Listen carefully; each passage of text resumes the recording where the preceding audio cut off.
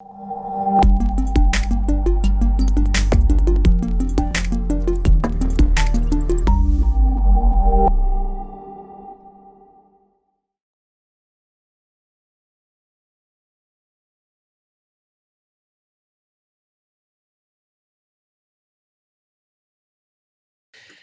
nombre es Diego Marqueta, no me he presentado, soy ingeniero industrial, no soy científico, yo soy técnico, quiero dejarlo esto muy claro. Trabajo, bueno, tampoco hemos conectado hoy para que os hable de mí, pero grosso modo soy un ingeniero que hace presentaciones que no parecen de ingeniero y ayudo a escuelas de doctorado, ayudo a diferentes universidades, además de empresas de industria, algunas de ellas IBEX 35 y estas cosas, ¿no? Quizá algunos me conozcáis pues de alguna charla, algún taller que hayáis estado conmigo. Lo más importante de todo sois vosotros. Esto es algo que confío en durante estos 50 minutos que estemos, confío en poderlo transmitir. Es decir, me hago cargo de que vosotros estéis en un viaje. Las personas que habéis dejado momentáneamente o para siempre, nunca se sabe, vuestras ciudades, ¿no? De todos los sitios de los que habéis venido y habéis visto algo más, habéis visto la manera en que podéis ayudar al mundo, habéis visto la manera en que la gente puede curarse de cosas o se puede acceder mejor al conocimiento, pero después de haber estado echando un vistazo a los campos en los que trabajáis, pues me he dado cuenta que desde aquí de España estamos prestando al resto del mundo talentos increíbles como el vuestro. Y yo creo que eso es algo que estáis dejando marca. Y tengo la sensación, sin estar allí, que lo estáis haciendo muy bien. Conozco a algunas personas dentro del ámbito de ciencia, pues, he podido contar con la confianza de gente del CENIO y demás, y me consta que lo estáis haciendo muy bien. Yo quiero aprovechar este minutito inicial para animaros a que perseveréis, a que sigáis en el camino, como decía Kerouac, a que cada día sea un poquito mejor que el anterior. Hay mucha gente que se está beneficiando de lo que estáis haciendo. Y mi agradecimiento es inútil, es muy pequeño, pero aún así, de corazón os lo digo, gracias. Cuando estamos hablando de las presentaciones, vamos a ver. Lo que se pide a la gente es algo muy sencillo. Y los que estáis en Estados Unidos os habréis dado cuenta, sé que no solamente estáis en Estados Unidos, estáis en Frankfurt, estáis en Manchester, estás en Londres. Tengo que pedir perdón a Jone y a Jorge porque en la anterior sé que no he puesto La Joya ni he puesto Tenerife, pero es que el dibujito que me había hecho solo estaba Península, no estaba ni Argentina ni Canarias. Pido disculpas. Lo único que pedimos es esto. Os prometo, si de esta charlita de hoy os quedáis con esta idea, habéis ganado muchísimo. No seas agonías, no seas pesado, no cuentes 20.000 gráficas. Si hay que contar 20.000, cuéntalas, pero te asegúrate que son necesarias. Lo dudo que sean necesarias. Busca la manera de simplificar. No digo que divirtáis, no digo que emocionéis, no digo que inspiréis, no digo que seáis gurús de la ciencia. Esos hay unos iluminados. La gente normal tenemos que usar método. Y lo que yo os invito a que hagáis, amigos y amigas, es sencillamente que entretengáis. ¿Cuántas presentaciones son un auténtico rollo? ¿Cuántas presentaciones son un auténtico pescado? ¿Vale? Entonces, en este ratito que vamos a estar juntos, vamos a hablar básicamente de tres cositas. Lo primero, ¿a qué se parecen las mejores presentaciones científicas? Presentaciones técnicas, presentaciones de negocio, presentaciones científicas. Hablaremos también un poquito por ello, no solamente de a qué se parecen, sino cuál es la lógica. ¿Qué es el mecanismo? ¿A qué se parece ese mecanismo que hace que unas presentaciones funcionen, otras no? Naturalmente, todo esto lo practicaremos en la sesión que haremos el próximo sábado 3 de abril. Pero conocer cuáles son los mecanismos que hacen que una presentación funcione y otras, pues no. Y por último hablaremos del enfoque. ¿Cómo enfocar al cliente? Es decir, ¿de qué manera podemos hacer que las personas sientan que estás hablándole de ellas? Que este es el truco de las mejores presentaciones del mundo. Que la gente sienta que les estás hablando de ellos y no de ti. Dicho esto, vamos a hablar de la anatomía. Vamos a empezar viendo a qué se parece una presentación que funciona. Y una presentación que funciona se parece sencillamente a algo que produce sensaciones. Este niño, Harold Whitles, nació sordo. Su pediatra, Jack Bradley, un gran fotógrafo, por lo que podemos ver, captura el momento en que este niño escucha por primera vez, después de que le hagan un implante coclear. Es cuando escucha la voz de su madre. Podéis hacer presentaciones sobre temas que la gente ya conozca, pero que la manera en que las contáis supongan un viaje, supongan una historia y a la gente le hagan resonar. Por eso os digo que lo que tenéis que buscar siempre, vosotros, y además estáis en un entorno competitivo y en un entorno exigente en lo comunicativo. Lo sabéis ya, no os estoy informando, simplemente lo reflexiono con vosotros. En Estados Unidos no vale hacer malas presentaciones. Y los que estén... Bueno, uno se ha comprado un Ferrari nuevo, no sé si habéis escuchado eso. A petardazo, perdón. Entonces, cuando estamos hablando de entretener, de lo que estamos hablando es sencillamente de pensar en ellos. En Estados Unidos lo tienen muy claro. Sé que estáis también en Inglaterra, también se ponen mucho las pilas. Sé que hay gente que está en Alemania, en Frankfurt, creo. Pero en el caso concreto de Estados Unidos, que es el paradigmático en el mundo, allí no se permite que aburras. Lo sabéis perfectamente. Los estadounidenses no te permiten ni que les mientas ni que les aburras. Casos tendremos todos unos cuantos en el ámbito de trabajo. Entonces, ¿a qué se parece una gran presentación? Pues como a un restaurante que haga un menú de degustación. No solamente los de Estrella Michelin, restaurantes que te van poniendo la cantidad exacta con la elaboración exacta en cada plato. Ahora lo llaman vasos en vez de platos. Es decir, que cada plato, como si fuera cada diapositiva, en realidad tiene una materia prima que es impecable. La materia prima es la idea, que tiene una elaboración específica. Hay veces que tienes que utilizar una pantalla en negro, hay veces que tienes que usar una captura de lo que ha sido el resultado de cómo ha ido este reactivo en el laboratorio, o hay veces que hay que mostrar cómo esto se ha industrializado o cómo esta farmacéutica lo está llevando a cabo, etc. Y luego, por último, poner lo justo. No penséis en contarlo todo. No es necesario. Una gran presentación es aquella en la que te pegas más tiempo quitando que poniendo. Y luego está la secuencia, el cómo vamos contando cada una de ellas. Es decir, lo que llaman los pasos es tener en cuenta que vas a ir de menos a más. No pretendas contarlo todo al principio. Ve dejando que la gente vaya respirando y que la gente lo vaya digiriendo. Es como si nada más terminar un plato, ¡pam!, te sacan el siguiente. ¡Nah! Y lo mismo cuando estás hablando de los silencios hablados. Cuando tú te tomas una pausa para que la gente interprete lo que estás diciendo, lo interiorice. Incluso si la gente tuviera el guión de lo que estás diciendo y viera que esa pausa está preparada, no hay ningún problema, que la gente lo agradece. Que es como cuando sacas la cabeza a respirar al nadar.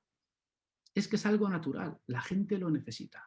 Y por último, esto lo trabajaremos sobre todo en el curso, el cómo hacer esa compenetración entre lo que tú estás contando y lo que estás mostrando. Es decir, las diapositivas. Desengañémonos, en el mundo técnico y en el mundo de ciencia, las diapositivas, siempre que estén bien hechas, que veo cada pestiño por ahí impresionante, tienen que ser funcionales, correctas, simples, que seduzcan.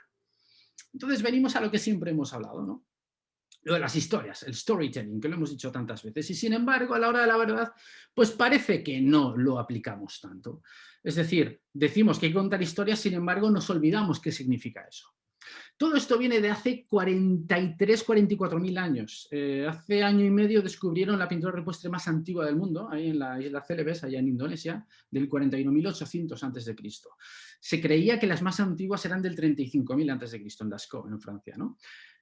Era la manera que teníamos de contar historias, pero era un mero reflejar lo que es el día a día. Pues cómo eran los animales, cómo éramos nosotros, etc., ¿no? Es cuando vamos transcurriendo a lo largo de los miles de años, y en Mesopotamia, en el 20 a.C., nos encontramos con que tenemos en Mesopotamia, en el 20 a.C., nos encontramos con que es la primera vez que el autor, el que fuera, te cuenta una historia protagonizada con animales. Esa es la definición de fábula. Es decir, empezamos a contar una historia que no se limita a contar algo que te ha pasado en el laboratorio, sino que empiezas a contar lo que puede suceder si hacemos esto, esto y lo otro. Si somos capaces de sintetizar, perdonadme por el desconocimiento y la ignorancia, ¿no? Pero si estamos trabajando con arrays, con vectores de 5 cadenas de RNA o ARN, perdón, etcétera, a la hora de estar sintetizando proteínas, etcétera, es decir, oye, es que si tuviéramos estos medios, cuando los tengamos, podremos hacer esto, esto y esto otro. Dar al inversor, porque la ciencia necesita inversión, necesita apoyo, darle a entender lo que va a suceder gracias a que tengamos esto, hacerles resonar. Y eso significa hacer viajar. Es lo que hizo Homero en el siglo IX a.C. con la Odisea, cuando va hablando cómo son los viajes de Odiseo, por ahí el viaje a Ítaca, etc., ¿no? Lo mismo con las fábulas, en el caso de Hesíodo en el VII a.C. De hecho, en el colegio nos sonará más pues, lo que será no solamente las del halcón y el ruiseñor, sino las fábulas de Esopo, ¿no? Que son quizás las que más conocemos de pequeños. hasta que llegamos a un señor que es Aristóteles, que en el cuarto antes de Cristo define cómo son las historias, que es introducción, nudo y desenlace. Y en eso se basan todas las funciones de teatro a día de hoy. Introducción, nudo y desenlace. Cualquier función que veáis se basa en ello. Lo que pasa es que pasan los siglos y nos encontramos con que tenemos un genio en España que se llama Cervantes, que ni corto ni perezoso se inventa la novela. Y diréis, ¿y yo para qué me he conectado hoy sábado a escuchar a este tío para que me hable de Cervantes? ¿Qué tiene esto que ver con contar presentaciones científicas? Por cierto, hago una pausa. Samuel, me están llegando, yo voy admitiendo, ¿vale? Si puedes, ve dándoles tú al admitir, ¿vale? Así me centro en las diapositivas. Cuando estamos hablando de Cervantes, de lo que hablamos es del punto de vista. Es el primero, cosa que no se hacía ni en las cantigas, ni los trovadores, ni por supuesto en las historias, las fábulas antiguas, el folclore. Todo se hablaba antes de un héroe lejano. Incluso Shakespeare, que es coetáneo de Cervantes, habla de los puntos de vista lejanos de los personajes y cómo las pasiones las va depositando en cada uno de ellos, ¿no? Cervantes es el primero que cuando se pone Quijote a hablar, tú te sientes Quijote, y cuando se pone Sancho a hablar, tú te sientes Sancho. Ese punto de vista es lo que hace que se invente la novela. Y esto no lo ha hecho nadie antes que Cervantes. Y ese es el secreto, otro más, de las presentaciones que triunfan. De hecho, el sábado que viene lo practicaremos. Cómo hacer que tu punto de vista resuene con tu oyente. Ponerte a ras de suelo y simplificando y poniendo el punto de vista ahí, logras que la gente se sienta identificada. Y simplificar significa llegar a ese punto de perfección que decía Antoine de Saint-Exupéry. Si yo ahora, que estamos con los micros cerrados, pero os hablo de una novela que al principio, que tiene nada, 80 paginitas, que está pensada inicialmente para niños, pero que realmente la descubrimos de adultos, si os dejo 2, 3 segundos, seguro que todos estáis pensando en la misma, que es El Principito. Antoine de Saint-Exupéry dijo que la perfección no se alcanza en sí cuando ya no te queda nada por añadir. En realidad es cuando no queda nada por quitar. Y esto es lo que significa la anatomía. Esto es lo que significa hacer presentaciones que a la gente le seduzcan. Que puedes ser y debes ser perfectamente técnico, perfectamente científico, riguroso, siguiendo método científico, haciendo las bases de cómo es la prueba y error, el diseño de experimentos, contando las relaciones causa-efecto, pero no basta. Tienes que contar algo que a la gente le emocione, algo que a la gente le haga ensoñar, con método, con sensatez, con orden, sin exagerar, con naturalidad. Y eso es lo que vamos a ir aprendiendo. Y mis queridos amigos y amigas de ECUSA, nos hemos ventilado la primera parte. Espero que os esté gustando y no os hayáis caído muchos, porque vamos a por la segunda. La lógica. ¿Qué significa esto? ¿Qué significa hablar de lo que funciona dentro de una presentación? Significa conocer los mecanismos que hacen que a las personas las historias nos resuenen. Es decir, cuando nosotros aprendemos algo, hay algo que es indiscutible, y es que no hay nada, pero nada, bueno, hasta aquí esto es ciencia básica, G cartesiano, X, Y. No hay nada como practicar, el hacer las cosas. A ti te pueden contar muy bien cómo es un laboratorio, te pueden contar muy bien la teoría de algo, hasta que no te pones a ello y estás semanas y semanas y semanas, hasta que casi con los ojos cerrados sabes dónde está cada cosa en cada estantería, sabes cuánto tiempo te va a tardar esto en reaccionar, sabes cómo se hace esta prueba, etc. Hasta que no lo haces y lo sientes en tus manos, no vas a aprender. Pero luego hay otra opción, que en el corto plazo es más rápida, que es el leer sobre ello. Cuando te documentas, es decir, tú aprendes más leyendo 1 hora sobre algo que 1 hora poniéndote a hacerlo, porque en esa primera hora no sabes ni por dónde ir. Ahora, al cabo de un día, leyendo llegarás hasta cierto punto, practicando es donde aprenderás. Pero ¿qué pasa cuando hacemos una presentación? Es decir, ¿qué sucede cuando contamos una historia? Pues lo que sucede en los primeros 40 minutos es esto. Que una presentación es algo muy limitado. Os lo dice alguien que se dedica profesionalmente a las presentaciones. Pero no seré yo el que diga que con una presentación se aprende todo. Pero en esos primeros 40 minutos, que es lo que tiene que durar normalmente una presentación, si no lo sabes contar en 40, 50 minutos, aunque te den una docena de horas, no, da igual. Es que no has sabido extraer la esencia. En esos primeros 40 minutos, contando una historia, vas a lograr hacer resonar como una lectura no va a poder, ni como tú practicando en soledad tampoco vas a poder. Evidentemente, al cabo de un día no vas a estar escuchando a una persona con una presentación, ¿vale? Y llegamos a algo que nos pasa muchísimo en esta lógica del mensaje, y es que nos empeñamos en contarlo todo. Entonces, yo ya en el año 81 iba apuntando maneras, ¿no? El juego del teléfono roto, imagino que lo habéis escuchado. Es decir, tú dices algo y después de 5 o 6 personas que uno se lo ha dicho al oído al otro, el otro se lo dice al otro, el otro al otro, resulta que no se parece en nada a lo que llega al mensaje final con respecto a lo que tú has dicho. Entonces, lo que nos pasa es como las muñecas matrioscas. Es decir, queremos contarlo todo y al final lo que le llega a la persona es mínimo y además ni siquiera puedes controlar lo que es. Es mucho más sensato trabajar en saber seleccionar qué contar y en qué lenguaje y en qué manera contarlo para que a la gente realmente le llegue. Eso significa prepararte el mensaje. Lo que pasa es que nos empeñamos en contarlo todo. Y cuando nos empeñamos en contarlo todo, lo que sucede es que no estás pensando en las personas, lo que estás pensando es solamente en ti. Y de lo que se trata no es estar contando tú lo chulo que eres y lo bueno que es tu laboratorio y lo impresionante que has sido como estudiante y como investigadora y que te han nombrado la estudiante del año, que eso está genial. Es más, me he leído el currículum de algunos de vosotros y estoy impresionado. No se siente muy pequeño a lo vuestro, debo decirlo. Pero una presentación no va de eso. La presentación de lo que va es de ponerte en lugar de ellos. Y cuando dices en lugar de ellos, a lo que te estás refiriendo es a que vas a hacer una estructura que realmente les funcione. Vamos a ver. Todo empieza en la arquitectura. Cuando estamos hablando en el ámbito de la arquitectura se suele hablar de Vitruvio, ¿vale? El hombre de Vitruvio, que lo dijo Leonardo, ¿no? Vitruvio era un arquitecto romano del siglo I después de Cristo, que sentó las bases de lo que a día de hoy, si tenéis relación con gente de la arquitectura, lo sabrán, que es firmitas, es decir, que algo sea estructurado, que sea firme, utilitas, que sirva para algo, y venustas. Venustas es estético, bello. Esto podría ser un tanto subjetivo. Cuando decimos bello nos referimos a que la forma obedezca a la función. Entonces, no buscamos tanto aprender lo que es latín a día de hoy, ¿vale? Sino lo que estamos buscando es cómo hacer que cuando estás haciendo una presentación sigas estos ritos, sigas estos pasos. Lo que pasa es que muchas veces nos ponemos directamente con el ordenador, con el PowerPoint. Y os lo dice alguien que a mí el PowerPoint me mola y le dedico muchas horas. Hacer una buena presentación implica que le dedicas 10 veces más tiempo que otros al papel y el lápiz, que le dedicas 10 veces más tiempo a asegurarte que la factura visual de lo que haces es la adecuada y le dedicas 10 veces más tiempo que otros a ensayarlo.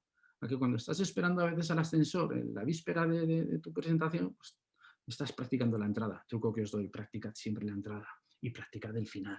Lo del medio, está bien, ¿eh? Está bien, a lo mejor yo ahora no os veo, a lo mejor estáis todos aquí tomándoos una Coca-Cola, un café y tal, pero el cómo empiezo y cómo acabo, eso sí, de eso sí que os acordaréis. Entonces, no nos preocupemos tanto del PowerPoint, sino de saber empezar con un trozo de papel. Prueba de ello, los que estáis en Estados Unidos, lo tenéis en el Capitolio, en la librería del Congreso, en Washington. Además, los que estáis en el DC, vivís a metros, como dicho, a escasos kilómetros de ello. ¿De qué estamos hablando? Vamos a ver. Arthur Laffer es un economista que en el año 74 le describe al equipo del gabinete del presidente Gerald Ford, que era encabezado por Donald Rumsfeld, que hasta hace nada seguía en activo, y le explica con una gráfica súper sencilla sobre una servilleta de tela, no de papel, cómo es la evolución del comportamiento del consumo y, por tanto, la recaudación económica en función de la carga impositiva. En otras palabras, que si pones pocos impuestos, la gente, por mucho que compre, no vas a recaudar. Pero si pones unos impuestos muy altos, es decir, un IVA de un 30%, la gente tampoco va a comprar y por tanto no vas a recaudar. Hay un punto intermedio de resonancia, un punto que anima a la gente a comprar. Por supuesto lo dibujo ahí con sus dos pies repartidos dos tetas, es decir, la forma paraboloide. Pero esto, en el año 74, que parece súper sencillo, cambió la tendencia económica y la econometría en sí de Estados Unidos. Estamos hablando de la época de Vietnam, por tanto de Occidente y por tanto es obvio que de todo el mundo. Esta servilleta se conserva en el Capitolio. Es una lección de economía. En una sencilla servilleta. De hecho, hay un libro de Dan Rohn que se llama Tu mundo en una servilleta, ¿no? The Back of the Napkin, en versión original, o el reverso de la servilleta. Pero claro, dices, una servilleta, pero ¿cómo vamos a poner una servilleta? Pensad en el papel. Es más, pensemos en el lenguaje del cómic, que es algo súper útil. Cuando estamos hablando del cómic, estamos hablando muchas veces de lo que es la fase idea que la tenemos clara, hay que tener una idea, pero antes de llegar a ese acabado, a ese PowerPoint, si es que usas un PowerPoint, muchas veces tu mejor PowerPoint no es más que tu laboratorio, estar ahí contando la historia, pero que sepas la historia que vas a contar. Tenemos una serie de fases, es decir, en qué forma lo vas a contar. Lo vas a contar en forma de ejemplos, en forma de teoría, en forma de contraejemplos, lenguaje científico, lenguaje económico, lenguaje bursátil, el lenguaje empresarial, y luego ya viene la estructura, qué cuentas antes de qué. Y luego ya entraremos en el diseño y el acabado. La gente a lo que más le presta atención es a lo anterior, no a que las diapositivas sean muy bonitas. El problema que tenemos es que muchas veces empezamos por el final. Nos ponemos con el PowerPoint y no tiene sentido. Lo que hay que hacer es ponerte al principio con esa idea y perded, y digo con muchas comillas, perded, emplead esos 15, 20, 25 minutos en el papel, aunque tengas muy clara de qué va la presentación. Es lo que va a hacer que vuestra presentación realmente triunfe. Todos los proyectos que yo hago, incluso aunque tenga muy, muy claro cómo va a ser, empiezan siempre en un papel, en un mapa mental. Esto lo practicaremos cuando estemos en nuestra sesión del sábado que viene. Incluso hablaremos de cómo se organizan las ideas, etc. ¿Vale? Hoy no tenemos tiempo para ello. ¿Quiénes son las personas que más nos pueden inspirar a día de hoy a la hora de contar historias y empezar desde un papel? Pues la gente que hace pelis, la gente que hace teatro, la gente que la narrativa es su trabajo, ¿no? Pero si yo os pongo esta imagen, seguro que ya todos os imagináis a quién me estoy refiriendo. Hago una pausa dramática para beber agua y que todos digáis ahí bien alto, que sé que estáis muteados, pero todos decís Up de Pixar. ¿Qué es Pixar? ¿Podríamos contar la historia de Pixar en 15-20 segundos? Steve Jobs. En el año 85 le largan de Apple, empresa que él mismo fundó. Se junta con Ed Catmull y con John Lasseter, animador de Disney, y con la tecnología que el propio Steve Jobs había desarrollado, llamada Next Computer, saliendo de Apple, montan la primera Toy Story, fundan un sistema basado en jacobianos, para los que os guste la matemática, es toda iteración de jacobianos, y fundan el programa que se llama Renderman. Con eso hacen todas las animaciones de Pixar, forman Toy Story, se forran, captan la atención de Disney, Disney les compra, Apple, Steve Jobs vuelve a Apple forrado, con el salario simbólico de $1, y como presidente de esta empresa. Esa podría ser el resumen de Pixar. Pero Pixar es el Renderman. Renderman vendría a ser pues, el algoritmo más potente que hay para animación, para efectos especiales, para mallado de elementos, etc. Sería como decir que una presentación es buena por el PowerPoint. Y por tanto sería decir que una presentación, si encima la hacemos en Prezi, en el Prezi, que hay gente que le gusta mucho, pero yo he visto ataques de epilepsia en el Prezi, pues es lo más, ¿no? No, en realidad lo que importa es la historia. Seguro que todos habéis visto algunas de estas películas. Seguro que todos conocéis, habéis visto como mínimo 2 o 3 de ellas. Toy Story, Bichos, Toy Story 2, Monstruos, etc. ¿no? En el caso concreto de App, lo que tenemos es que ponen en juego lo mejor que han ido aprendiendo las diferentes películas. Esta gente viene a salir casi a peli por año, ¿no? Es decir, entre el 95 y el 2019, cuando lanzaron, después de la Toy Story que lanzaron con todas la animación de Renderman, que fue en el 98, cuando vuelve Steve Jobs a Apple, habían estado haciendo cortos, habían ido desarrollando toda esa tecnología, ¿no? Pero lo que hacen cada Toy Story es un poco poner la quinta esencia de lo que es su capacidad de animación. Pero en Up sucedió algo muy concreto, y es que lograron contar una historia dentro de una historia.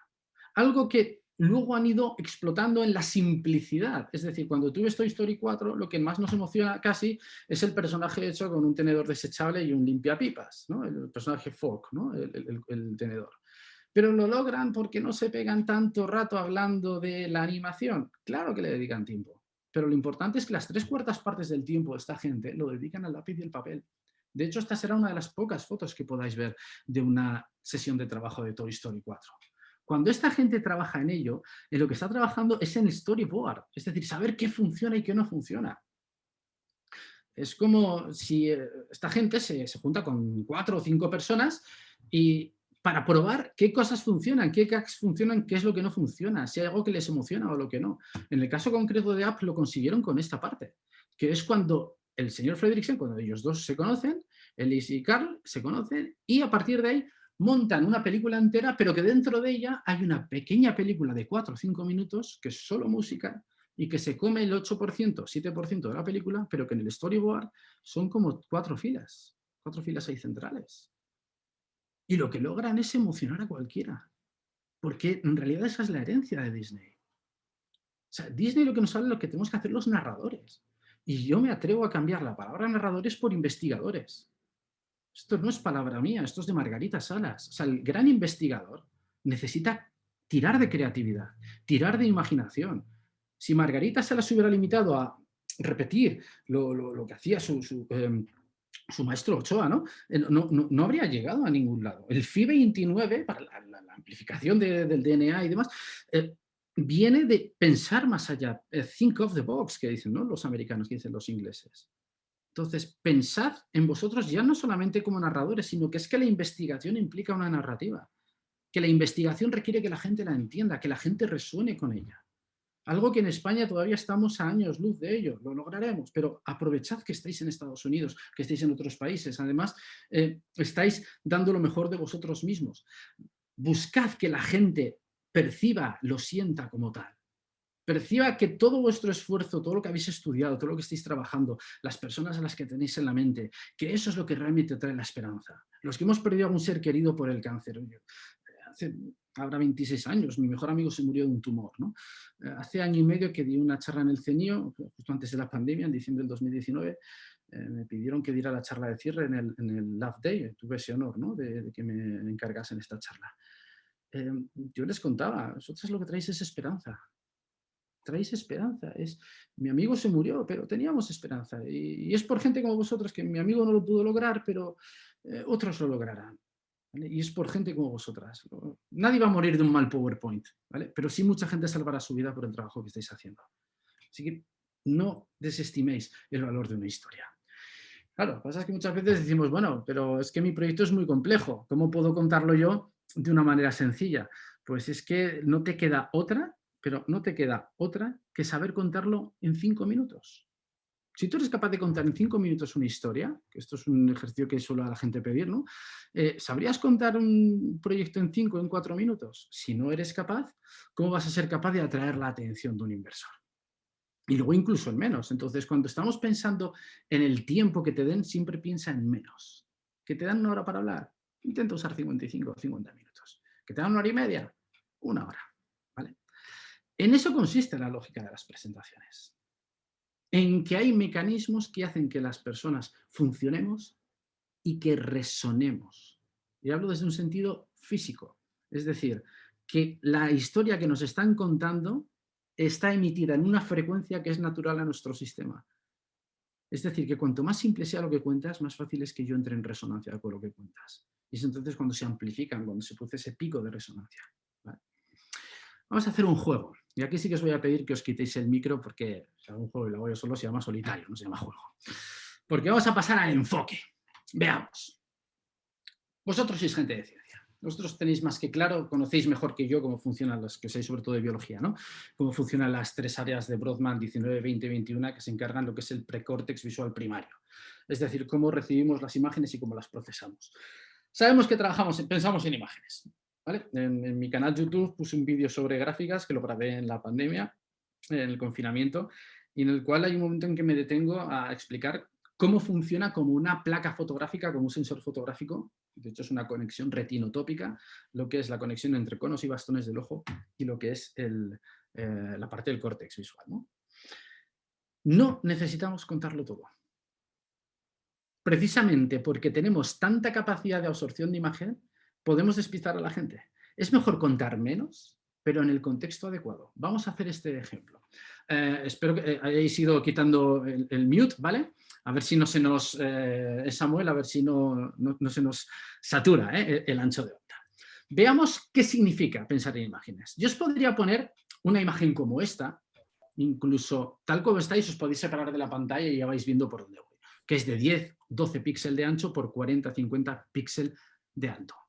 Lo mismo con esto, lo mismo con esto y lo mismo con esto. Pero si yo las pongo a distancia y os digo la misma resolución, para que luego habléis de los megapíxeles de vuestra cámara, que no es necesario tanto. A ver, arriba a la izquierda, ¿qué es? Charlie Chaplin. Muy bien, gracias. Charles Chaplin, sí señora. Arriba a la derecha. Gioconda. Mona La Lisa. Gioconda. Gioconda. Perfecto, la Mona Lisa, Gioconda, perfecto. Abajo a la izquierda. La La creación de Adán. creación. Bravo, la creación, ¿verdad? De la Capilla Sixtina. Y abajo a la derecha, Abraham Lincoln. Abraham Lincoln. muy bien, todos los que estéis en Washington lo tenéis mejor, ¿eh? Pablo Iglesias me decían un día en una charla. Total. Yo me puedo venir incluso arriba. Si yo os pongo esto, ¿sabríais decirme lo que es? Está más difícil. Vamos a intentarlo con esta otra. La academia. No, la última cena. Muy bien, muy bien. Pero lo has dicho, sí, tiene pinta, se parece a la academia de, pasa que esto es en Milán, no es en Vaticano, pero sí señora, la última cena. Es decir, no es necesario contarlo todo. El cerebro se encarga de unir los puntos. Y cuando decimos unir los puntos, me refiero a saber extraer con precisión qué elementos contar y qué elementos no contar. Y eso significa que también copiéis ideas de cuando veáis una presentación de un compañero, siempre dentro de un orden que no sea plagio, ¿no? Pero copiad ideas que funcionen. Veréis que hay proyectos que pueden ser similares al vuestro y una vez estáis sentados como espectador os daréis cuenta que no es necesario tanto detalle. Y a veces al revés, hay veces que hay que detenerse un minuto más en algún detalle. Esto la gente de Apple lo han aprendido como nadie. De hecho, todos los productos de Apple que veáis, o la mayoría de ellos, están copiados de las obras de Brown, de las piezas industriales de Brown, los de la Mini Pimer. Dieter Rams tiene un decálogo de diseño que es maravilloso. Este señor fue 34 años el jefe de diseño de Brown. Pero es que si tú empiezas a ver, no dicho por mí, dicho por Jonathan Ive, que ha sido hasta hace poco el vicepresidente de diseño de esta marca, tú ves el primer iPod y es una radio de Brown. Tú ves la webcam que hicieron y es una cámara infrarroja. Tú ves incluso los Power Mac o Mac Pro, que se llama ahora, y es un concepto de radio que hicieron. Pero incluso el modelo actual. Te digo más, incluso la manera en que se abre el último Mac Pro se abre igual que aquella radio de hace 50 años. 50 no, 60 años. Incluso los iMac son una imitación de un diseño que hizo a finales de los 50 Brown, un diseño de altavoz, de parlante, ¿no? De speaker. Incluso con los diferentes diseños que han ido haciendo. Pero es que incluso el Apple Watch es casi como un diseño de Brown. Incluso los que tengáis un iPhone, si abrís la calculadora, es igual que la calculadora de T66 que hizo Brown en su día. Yo creo que al final se aburrían tanto que dijeron, bueno, en vez de estar copiando a Brown, yo creo que vamos a olvidarnos de ellos y vamos a empezar a copiar a Philips, porque no sé cómo lo veréis vosotros, pero vamos, yo cuando vi lo de la triple cámara del iPhone, digo, pues esto es una afeitadora, no sé cómo lo veréis vosotros, pero bueno, habrá que identificar por ahí. Vale, pero ¿esto cómo se simplifica a la hora de la verdad? Venga, os voy a poner un ejemplo en un minutito. ¿Cómo ayuda a una empresa? Es una multinacional farmacéutica que tiene una sede en Valladolid, en Boecillo. Entonces, ¿cómo hacer a partir de una descripción muy, muy tocha de lo que ellos hacen, cómo simplificarlo? Pues la gracia es hacer como un embudo. Esto es una técnica rápida que os lanzo. Es decir, que vayas de más a menos, que vayas poco a poco acotando, para que la gente pronto vaya entendiendo qué es lo que se hace en ese sitio. Tú puedes hablar de un contexto grande de qué es lo que hace vuestro laboratorio a nivel nacional, pero a la gente lo que le interesa es ver cómo va a mejorar su vida por lo que tú estés haciendo en tu laboratorio. Cómo tu presentación es un puente entre lo que tú haces y cómo va a mejorar la vida de ellos. O cómo les va a hacer ganar más dinero a ese inversor, ¿vale? Si nosotros ponemos esto es un ejemplo, a ver, ¿cuántas veces vemos una presentación que te pone esto? ¿Es algo raro o veis algunas diapositivas como esto? Y peor. Y peor, gracias. Esto es un pescado, esto es para mandarte a Guantánamo, con perdón, esto no se puede hacer. Entonces, esto es un punto de partida. Entonces, ¿qué podéis hacer con esto? Lo primero es marcaos las partes, los sintagmas de qué es lo que realmente es de valor y qué es rollo, que es importante, pero no para contarlo. Entonces, muchas veces a la hora de contar qué es lo que hacemos, hay que aplicar liposucción. Es decir, una vez hemos identificado esto, ya podemos decir, oye, ¿qué es el mensaje clave?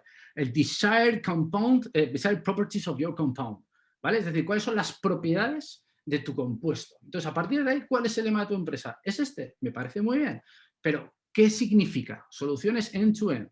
Entonces, dime muy claramente, incluso con un soporte gráfico, qué es lo que tienes para ofrecer el qué.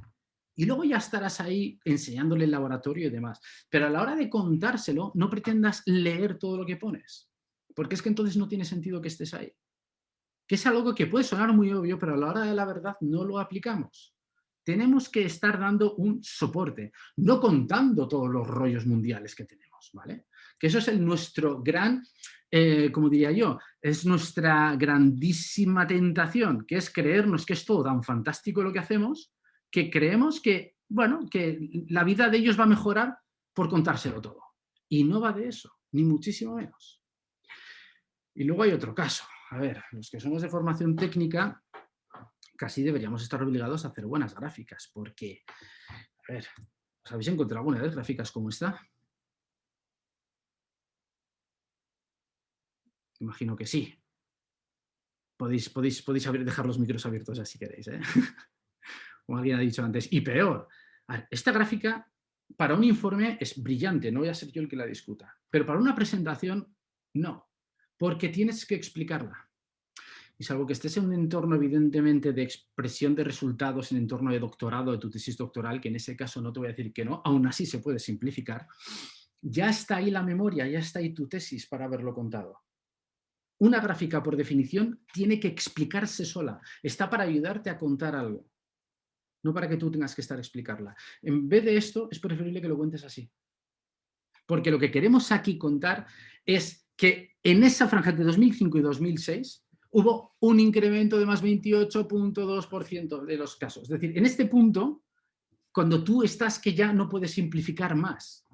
Porque cuando estás en esto tienes que estar mirando dos ejes. Los ejes, además, por lo general, cuando pones doble eje, no lo necesitas para nada.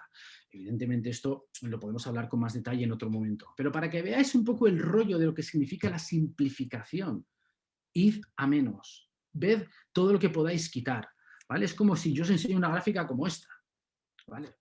No, ve de esto, cuéntalo de esta manera. Y ve si quieres incluso secuencialmente. No me pongas incluso con palabras los países, ponme simplemente las banderas. O a la hora de decir, bueno, un análisis que me hice de cuántas horas por persona de año se dedican a preparar las presentaciones. Esto se ve claramente que es una gráfica sacada de Excel tal cual. Oye, pues ponla así y ponme claramente quién es el que más y quién es el que menos.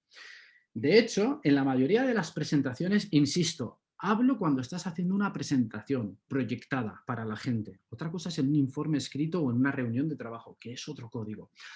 Si nosotros nos empeñamos en contar esto así, es decir, poniendo un eje a la izquierda, la gente automáticamente va a estar con la vista de derecha a izquierda, derecha a izquierda, derecha a izquierda. Y eso cansa. Es preferible que lo que haga sea sin un eje. Que directamente me digas, oye, el más importante, tengo ahí, 91%, ese es el importante.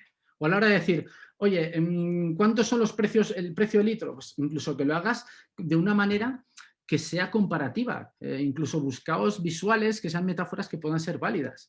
Por ejemplo, hace poco escribí sobre un texto sobre la Perseverance y, bueno, pues comentaba que era el equivalente a lanzar un dardo desde Madrid y hacerlo aterrizar en Almería en el equivalente a 3 metros por 3 metros.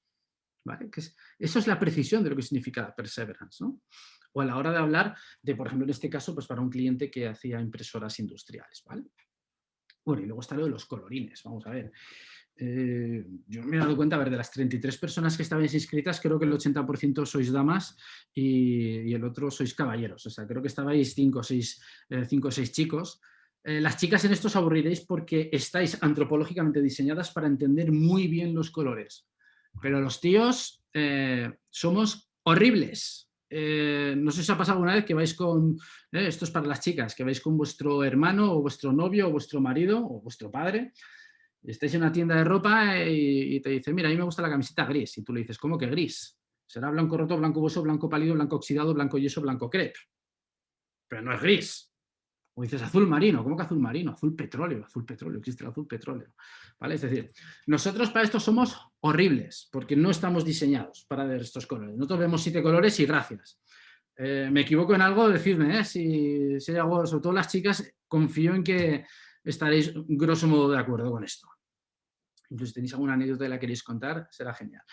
A ver, básicamente lo que se trata es de que conocer que a la hora de expresar en color las ideas hay un método. Esto ya lo hablaremos, incluso un entregable que os pasaré cuando terminemos el curso, acerca de cómo hacer contrastar los colores. Hay técnicas para saber cuáles son colores antagonistas, colores complementarios, triádicos, etcétera, que es una tontería, pero que a veces hace que la idea llegue mejor.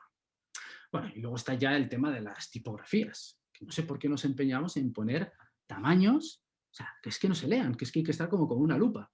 Y luego, por favor, a ver, no os he visto las caras porque sé que las cámaras están apagadas, pero si las viera, me parece que alguna cara de Comic Sans vería.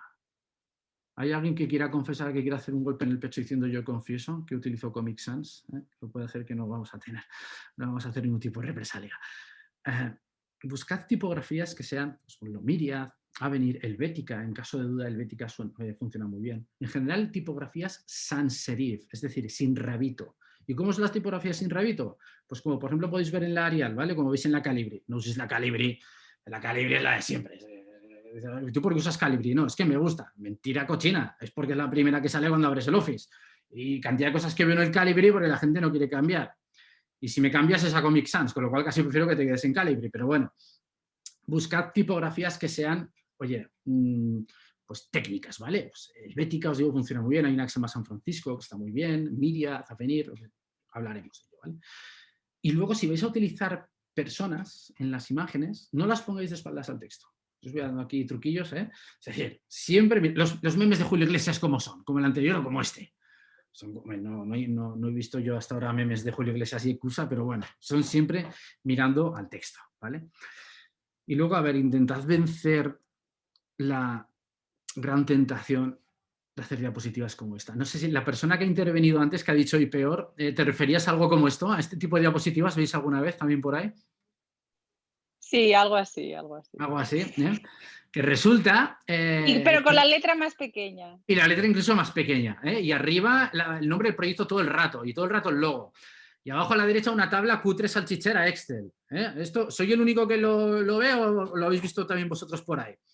El que de repente te clavan una Excel tal cual, una tabla tal cual sale de Excel. La persona que has intervenido, ¿cómo te llamas, perdona? Olaya. Olaya. ¿Solamente lo vemos Olaya y yo? No me lo creo. La gente o está durmiendo ya, podría ser, o no, o realmente el nivel está ya tan alto que yo me he quedado desactualizado. Pero bueno, poner una tabla Excel es una chabacanada. O sea, no hagáis esto, porque además da la sensación como que quieres decir que la cosa es muy fiable. Bueno, claro, viene de una Excel, como si no se pudiera falsear una Excel. Bueno, y luego lo de enumerar las diapositivas. Vamos a ver, que solamente hay una cosa peor que enumerar una diapositiva, que es decir que te quedan 42. Es como si ahora... Por cierto, ¿cuántas diapositivas llevamos? Pregunta abierta, ¿cuántas diapositivas llevamos en este ratito? Ni idea. ¿Cuántas diapositivas hemos visto? Igual 20 o así. Más de 50. Alguien ha dicho 50. Son más. Yo he dicho más de 50. Hay que decir un número. Hay que mojarse. Venga, un numerito. 70. Bueno, acabamos. Llevamos 150, ¿vale? Yo, de hecho, os puedo enseñar luego si queréis la mesa luminosa. Es decir, cuando alguien os diga, hacedme una presentación, pero máximo 12 slides. No, tú dime cuánto tiempo tengo para hablar y yo ya me organizaré. ¿Vale? Prueba de ello es que todos no habéis dicho ni la mitad de las que llevamos. Entonces, cuando tú estás haciendo una presentación, tienes que mirar también la manera en que tú diseñas la diapositiva. Además, es que se hace de una manera súper sencilla. Hay veces que la hacemos, que esto, alguien de aquí le gusta la fotografía, seguramente conocerá la regla de los tercios. O cuando hacéis una foto con el móvil, seguramente tengáis activado el grid, ¿no? La rejilla. ¿Para qué sirve la rejilla? A ver, alguien que me diga, ¿para qué sirve la rejilla en la cámara de fotos? Para encuadrar. Para encuadrar. Venga, vamos a ser un poco más precisos. ¿Qué significa encuadrar? Venga, que no son preguntas a pillar. Venga, que es todo muy fácil, que es para no hablar tanto yo. Venga, como para poner lo más importante de la foto en el centro o algo así, ¿no? Eso es lo que todos tendemos a... ¿Cómo te llamas? Perdona. Esther. Vale, entonces es que no os veo, vale, entonces por la voz. Gracias, Esther. Esto es lo que solemos tender a pensar todos. Y es de hecho lo contrario. No, en pintura sería en la esquina. Exacto.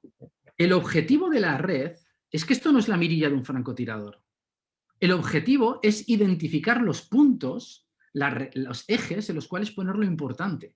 De tal manera que, por ejemplo, si yo os enseño, hay otro tipo de ejes que son, por ejemplo, Fibonacci, pero si ponemos, por ejemplo, las palabras importantes cerca de cada eje, nos ayuda a crear dinámica. Es decir, no pongamos las cosas en el centro, llevémoslas a un lado. Yo utilizo constantemente los ejes, lo que pasa es que luego hay que quitarlos, ¿vale?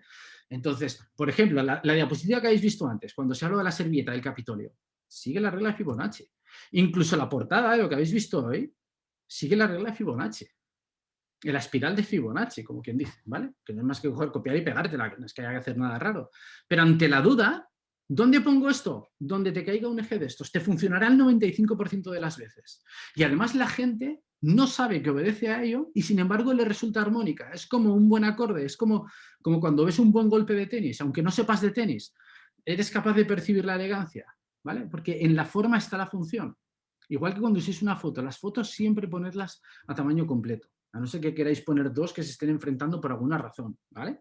Pero las fotos siempre a tamaño completo. Y luego hay algo que es muy elegante en el mundo de ciencia, que es el incluir vuestras notas manuscritas. Es algo que le da mucha autoridad, le da ese punto, como dicen los americanos, ¿no? Los ingleses, el craftsmanship, ¿no? Ese punto de artesanía, ese punto de que se ve que hay una persona detrás, que hay unos cálculos, que hay unas estimaciones. A mí me gusta de cuando en cuando el escanear mis propias anotaciones y las pongo, ¿no? Luego hay gente que tiene una caligrafía que es alucinante, perfecto, pero no os dé miedo el aplicar vuestras propias anotaciones para refrendar algo de cómo empezó, por ejemplo, una idea. Si veis que es algo que tiene sentido y que lo va a enriquecer, digamos, pero hay casos en los que hasta para la vista es agradable, que es decir, oye, me olvido de que estés todo el rato contándome algo a base de teoría, sino ver un poco tu mano ahí, ¿no? Oye, esto Ramón y Cajal lo hacía. Son maravillosos los dibujos, lo que es la histología del sistema nervioso central, ¿no? Claro, yo como soy de Zaragoza, pues creo que ahí tenemos una persona de Zaragoza también. Vivo en Salamanca, que también sé que tenemos una persona de Salamanca, pero yo soy de Zaragoza y, bueno, sabéis la relación entre Santiago Ramón y Cajal y Zaragoza. Y como nos muestra la exposición maravillosa que creo que Alberto Jiménez Schumacher, muchos de vosotros le conocéis, es amiguete mío, que comisarió la exposición de hace un par de años en el Paraninfo. Es decir, Ramón y Cajal descubre que tiene, aparte de que le encantaba el boxeo, es una persona que es un gran dibujante y eso le sirvió, esa creatividad, le sirvió para ayudar a la gente a unir los puntos y comprender la ciencia y mostrar las conexiones sinápticas, las conexiones neuronales de una manera que nadie la había visto. Es algo parecido a lo que estamos viendo en las exposiciones por ahí, pues hay veces que parece que sea como el tinta china y demás. Pues bueno, es una manera de aplicar el dibujo, algo manuscrito, a comprender mejor la ciencia.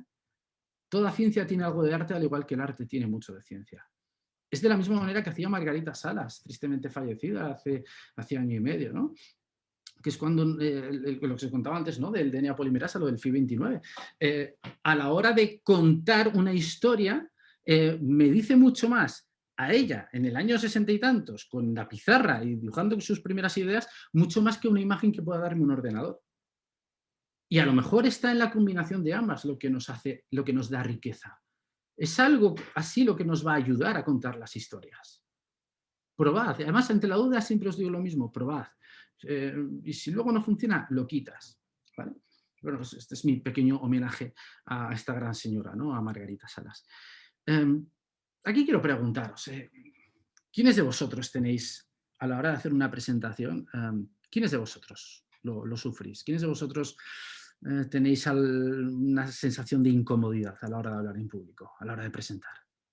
Decidlo sin miedo. Si no lo tenéis, es que no, evidentemente.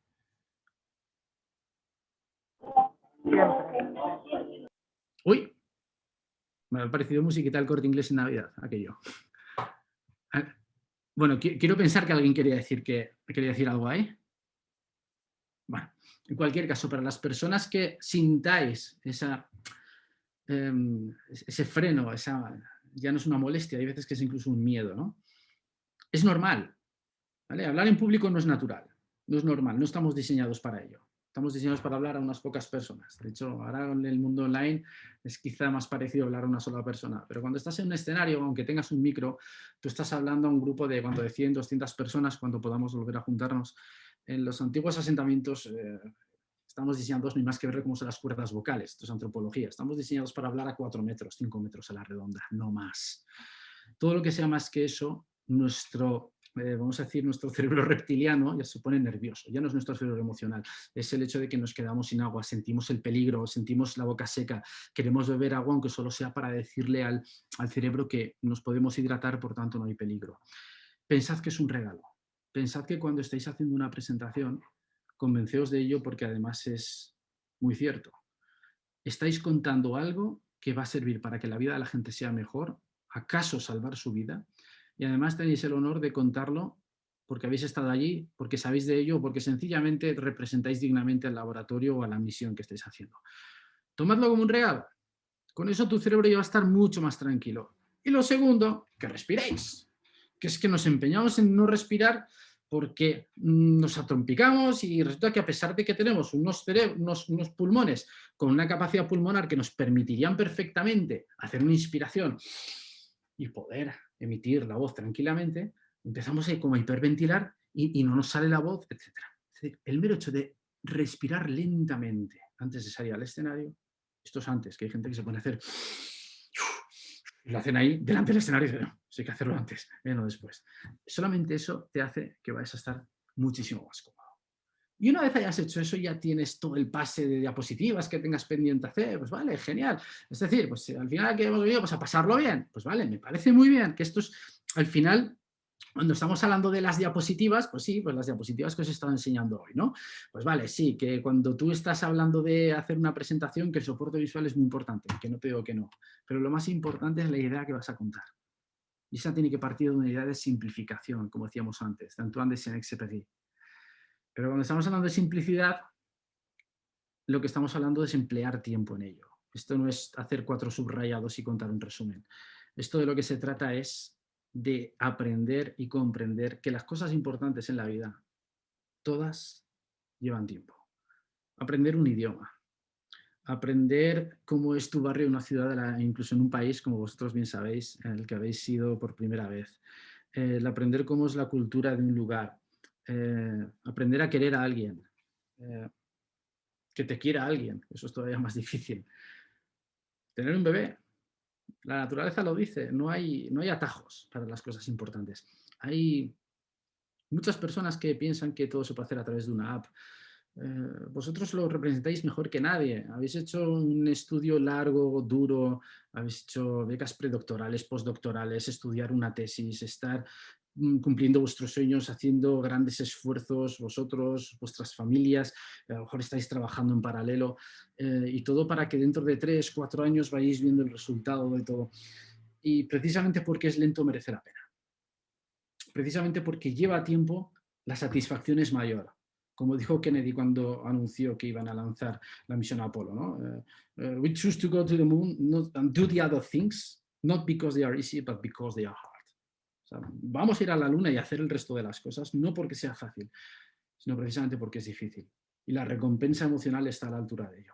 Hacer una buena presentación no va a salvar el mundo. Mi trabajo no es tan relevante. Mi trabajo es ayudar a que las personas se entretengan y hagan entretener a la gente con sus presentaciones. Pero hacer una buena presentación lleva su tiempo, pero merece la pena. Por eso os digo que os animo a que cuando hagáis una presentación penséis sobre todo en ellos, que penséis en cómo su vida va a ser mejor. Y por lo menos a mí, mientras me habéis estado escuchando ahora, me habéis hecho muy feliz. Ha sido genial estar con vosotros este ratito y yo estoy abierto a lo que me queráis comentar. Gracias.